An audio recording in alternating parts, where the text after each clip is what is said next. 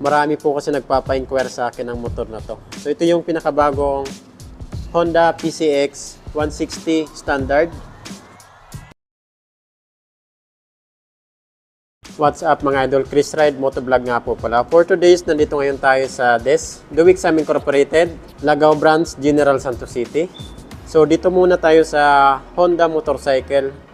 Marami po kasi nagpapa-inquire sa akin ng motor na to. So ito yung pinakabagong Honda PCX 160 Standard. So alamin natin yung updated price, installment, at bigyan natin ng quick review. Unahin natin pagdating sa price. So dito tayo nag-inquire sa DES, Duwixam. Cash price po nila dito, 132,000. Itong PCX 160 na standard, cash price 132,000. Sa installment naman, kung magkukuha po kayo ng hulugan, is 10,000 po yung down payment. Okay na okay, 10,000 lang yung down payment nyo. Then nagpa-compute tayo ng mas malaki na down payment like 30,000, 50,000 at 70,000. Kung sakaling kukuha na kayo ng motor na to, may idea na po kayo pagdating sa installment kung mas malaki yung ida-down nyo. Down payment, 10,000 lang din. Sa 6 months na po tayo, 23,037 pesos. Sa 12 months, 1 year ay 12,703. Sa 18 months, 9,259. Sa 24 months, 2 years ay 7,537. Sa 30 months, 6,503. Sa 3 years, 36 months ay 5,814.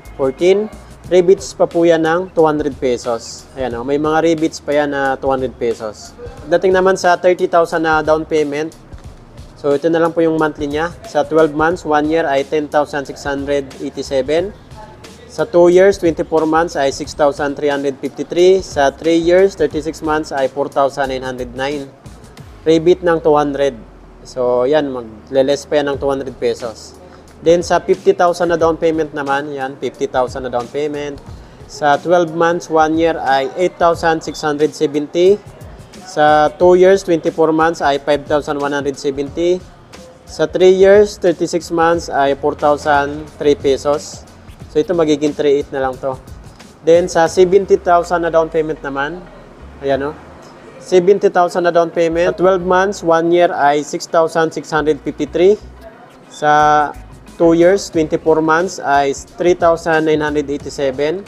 Sa 3 years, 36 months ay 3,098 pesos.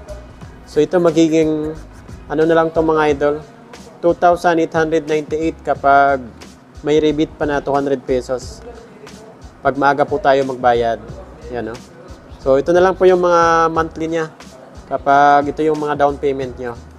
Then sa mga previous, free helmet, jersey, tipil insurance, at 3 years LTO registration. So, free na po yung registration dito sa kanila. 3 years po yan.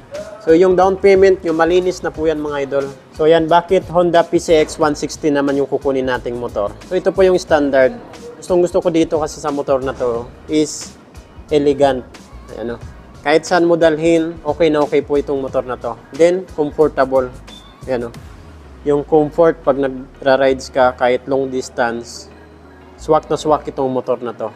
Sa looks, grabe. Ganda. Kumbaga, napaka-amo niya. Grabe, naka-smoke, dark smoke po siya. Sa ito sa nagdadagdag, elegant talaga sa motor na to. Then, sinabayan pa ng napakalinis. Ganda ng korte niya.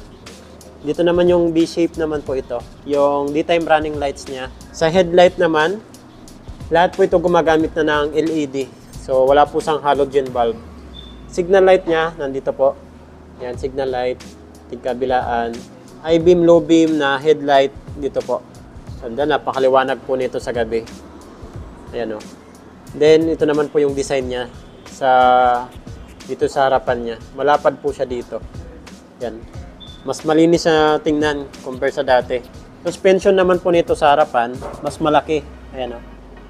Paras po sa EDB 160 yung laki niya. Front fender, ganda ng design. Yan o. Makapal na plastic. Then, yan o, yung kulay niya.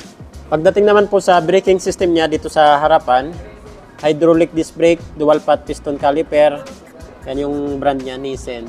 Sa size ng gulong niya dito sa harapan ay 110 by 70. And then 14 inches po yung laki ng kanyang mugs. Ayan o. Then yung mugs niya, ang kulay is matte black. Din sa gulong naman po nito, naka-street tire, din naka-tubeless. IRC naman po yung brand niya ng stock na tire niya. Pagdating naman po sa makina nito, naka 157cc to be exact, naka 4 valve, 4 stroke, single overhead cam at ang cooling system po nito ay liquid cooled. Yan o. ASP Plus engine. Ayan o. Tapos ito yung airbox niya at ito yung CVT. Sa airbox nito mga idol, hindi sa maalog. Hindi siya nagaganon. Unlike sa NMAX tapos sa Aerox na gumigiwang-giwang. So ito naman po yung sa CVT niya. Pagdating naman po sa suspension nito sa likuran, dual shock po ito. Ayan o. Then napakahaba ng spring niya mga idol. Then napakatindi. Wow. Maganda to kasi balance na balance to mga idol. Tapos kahit marami kang karga dito, okay na okay yan. Basta naka-dual shock. Naman po yung cooling system niya. Ayan o. Radiator. Nilalagyan po yan ng coolant para hindi mag-overheat yung motor natin. Muffler naman. Ganda ng design. Mayroon pa siyang ano dito. Then sa heat guard niya, maganda kasi makapal po siya na plastic, naka-matte black. Ano. So, iwas paso. Maganda po yung braking system niya dito sa likuran kasi naka-hydraulic disc brake, single pot piston caliper po yan. Ito naman po tayo sa handlebar niya. So, ito po yung sa PCX na standard. So, dito sa left side, dito po yung brake niya sa likod.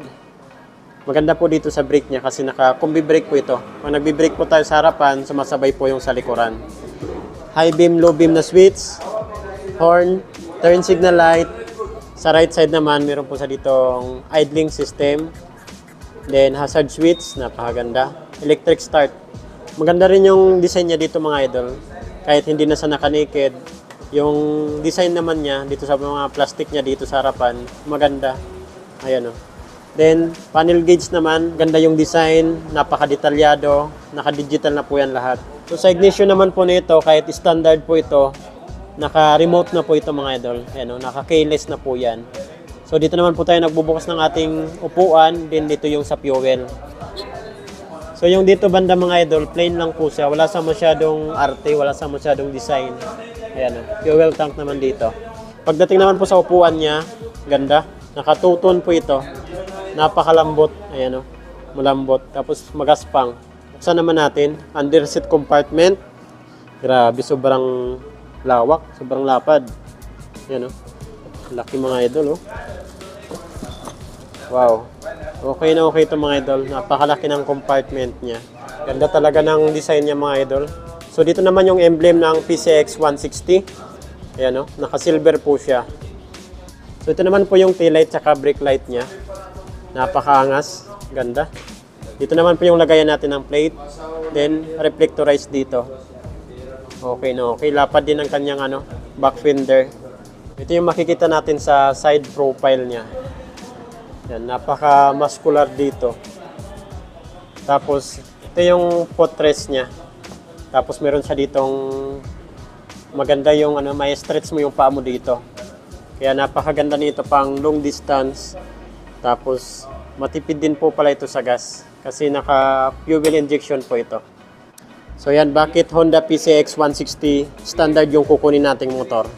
Unang-una talaga, gustong-gusto ko yung kulay. Yung kintab ng kanyang kulay, gabi. Then napaka-elegant. Simple lang yung niya, yung design niya dito sa harapan. Napaka-amon niyang tingnan. Lahat naka-LED na. Yan o, perfect para sa akin itong motor na to mga idol. Lahat po talaga maganda sa motor na to. So ito yung motor na walang tapon talaga. So yun, kung may mga ipapa-inquire pa po kayo sa akin na motor, comment nyo na lang po sa comment section ng ating video. Marami po tayo ditong motor. Honda, Yamaha, Suzuki, at Kawasaki. Ayan o.